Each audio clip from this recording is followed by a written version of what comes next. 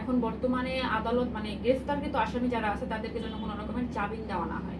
ইনশাল্লাহ আমরা আশাবাদী যে এই মামলাটার দ্রুত বিচার হবে। আমাদের মামলাটা এই গত তারিখে মানে গেল মাসের 13 তারিখে আপনার কোর্ট চেঞ্জ হয়েছে, মানে ম্যাজিস্ট্রেট কোর্ট থেকে দায়রা জজে ট্রান্সফার হয়েছে। এটা হচ্ছে আপনার 1 বছরের পরে আপনার বিভিন্ন জল্পনা কল্পনার পরে আর কি দায়রা জজে আর কি এটা বদলি হয়েছে। এবং আপনারা জানেন যে এই রবিবারে আমাদের মামলার ডেট ছিল এবং তখন আমরা জানতামও না যে আসলে চার্জ গঠন হবে।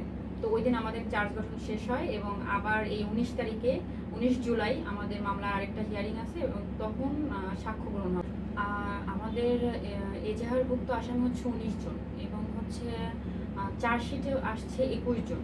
তো সেখান থেকে আপনার 8 জন হচ্ছে পলাতক আর 13 জন হচ্ছে গ্রেফতারকৃত আসামি, মানে জেল খাটতেছে এখন।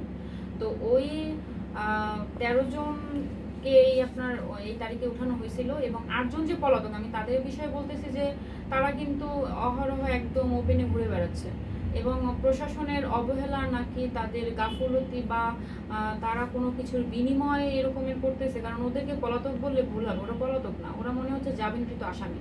পলাতক হিসাবে যদি পলাতকই থাকতো তাহলে পলাতক মানে হচ্ছে লুকিয়ে থাকা। তো আসলে তো ওরা তো লুকিয়ে থাকতেছে না, ওরা তো একদম প্রকাশ্যে ঘুরে বেড়াচ্ছে। এবং দেখবেন আমাদের যে 2 নম্বর আসামি সারার হোসেন টিটু, উনি হোয়াটসঅ্যাপ নাম্বার ইউজ করতেছে এবং হচ্ছে গিয়ে আপনার অনলাইনে সে 24 ঘন্টা অনলাইন থাকে, ফেসবুকে তার আইডি অনলাইন থাকে, অ্যাক্টিভ থাকে, যার আইডির নাম হচ্ছে মোহাম্মদ সারার হোসেন টিটু। তো উনি এই যে অ্যাক্টিভ থাকা, তার প্রশাসনকে ওনাদেরকে কোনো এই বিষয়ে করণীয় নাই যে একটা আসামি কীভাবে 24 ঘন্টা অ্যাক্টিভ থাকে এবং নাম্বার ইউজ করে। আমি কিন্তু কোতোয়ালি ওসি মোহাম্মদ ফয়সাল আহমেদ ওনাকে আমি এই বিষয়টা অবগত করছি যে স্যার এইভাবে দেখেন, ও 24 ঘন্টা অনলাইন থাকে, আমাকে এই বিষয়ে ফোন দেয় এবং বিভিন্ন রকমের ভয়ভীতিমূলক কথা বলে। তো উনি বলছে যে ঠিক আছে, আমরা একটা ব্যবস্থা নিচ্ছি। তো এই বিষয়টা যখন আমি র্যাবে যখন বলি, কারণ আমাদের এই বিষয়টা যখন আলোচিত হয় তখন হচ্ছে গিয়া র্যাব থেকে শুরু করে সেনাবাহিনী পর্যন্ত আমাদেরকে কল দিয়েছে এবং বলছে যে আমরা আসামি ধরেছি।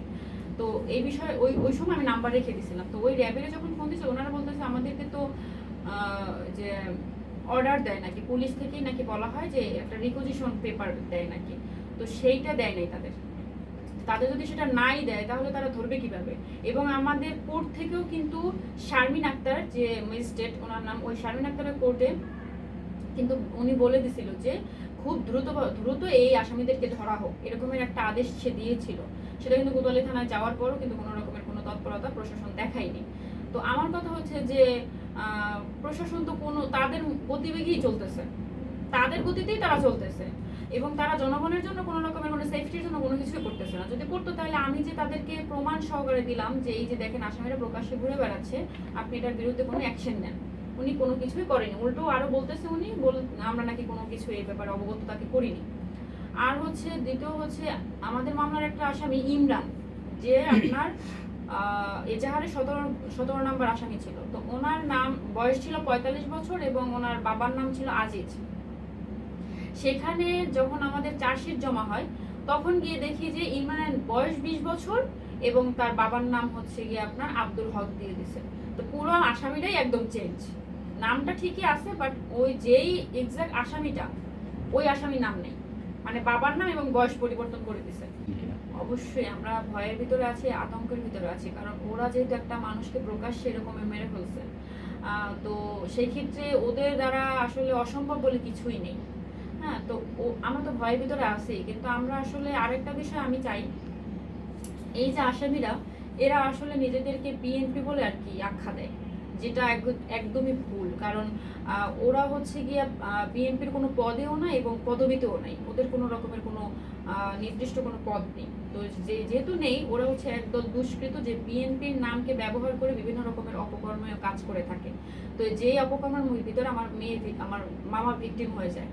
তো আমার মামাকে যে মারার পর আপনারা জানেন যেটা নিয়ে খুব আলোড়ন সৃষ্টি হয় এবং খুব নৃশংসভাবে হত্যা করা হয়েছিল তাকে। তো ওই মৃত্যুর পরে বিষয়টা চাঁদাবাজ, বিষয়টা মানে চাঁদাবাজির কারণে কিন্তু আমার মামাকে মারে, একটা বিগ অ্যামাউন্টের টাকা আমার মামার কাছে দাবি করে। তো যেটা আমার মামা রাজি না হওয়ার কারণে আমার মামাকে ওরা মেরে ফেলে। তো তো এই চাঁদাবাজির বিষয়টা একদম এভাবে হয়েছিল যে বিএনপির লোক চাঁদাবাজি করে। আসলে এই বিষয়টার কারণে কিন্তু বিএনপির অনেক ক্ষতিও হয়। তো ক্ষতি হওয়ার কারণে